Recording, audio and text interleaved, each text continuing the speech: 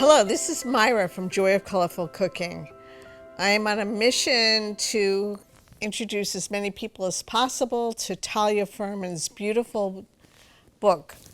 The title is Desserts to Live By, Vegan, Plant-Based, and Fruit Sweetened. That means there's no sugar in this. So they're all sweetened by fruits of some kind.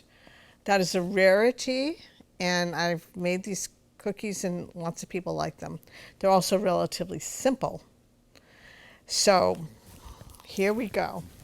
And I encourage you to buy this book. If nothing else, it's visually so beautiful. And it's from the simplest cookers like myself to far more gourmet type cooking.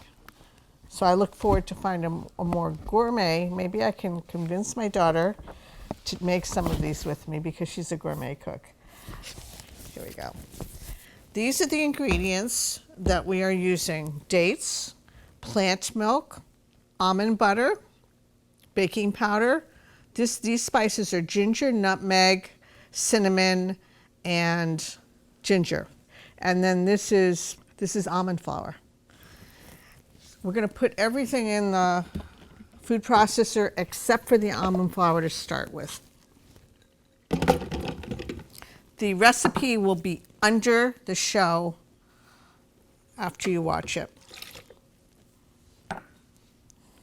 All the spices, baking powder, and now the almond butter.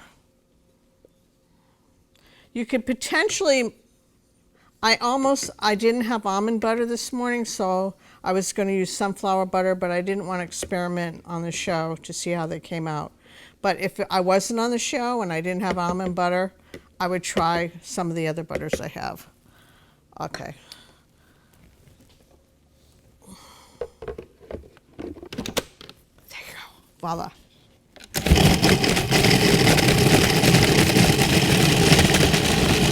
So you mainly want to make sure the dates are really chopped up. I kind of like a little bit of the dates in it, feeling the texture.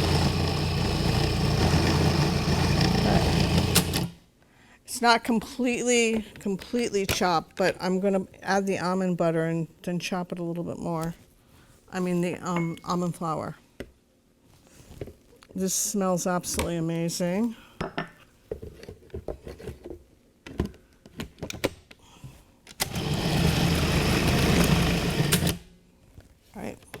I'm going to be putting this into the bowl. So there's some of us, both for ourselves or for family members, that would like to have more sugar-free options because sugar is, not super nutritious. So this is a great place to start. And I encourage parents, grandparents to experiment with some of these recipes. This one's really quite simple, as you'll see. And there's a bunch of ones that are relatively simple. So please do buy it or just try some of these recipes.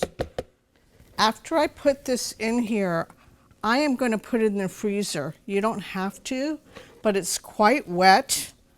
And when you make the cookies when it's this wet, they're very chewy, which actually tastes good also. So it's just two different choices that you have. Today I wanted to see what it was like to freeze them for 20 minutes. Okay, so now they go into the freezer for 20 minutes, and then I will be back and they will be put on the cookie sheet and they'll cook. These are now out of the freezer. And I'm going to use a scoop. Sometimes I use my hand. They're super sticky. So today I use parchment paper. You can also, on a cookie sheet, use silicone pads. But sometimes I find it works better with parchment paper. This is very nice. I didn't freeze them before, and this definitely is, I like it better than when I don't do it already. I already like it. I was putting it in the bowl. If anyone has, I have to ask around who has a better way of holding down the parchment paper before you put the cookies on. Hence all my little things here, all tacked down. If you want, you can take a fork and make a little pattern on the top. And I'm just saying, these are actually super sticky, and I'm gonna ask some people that I know that make cookies to have how to deal with that, because it's a little bit too sticky for me to handle. So now they're gonna go into the oven for 10 minutes. Here they are, ginger cookies. Please try them.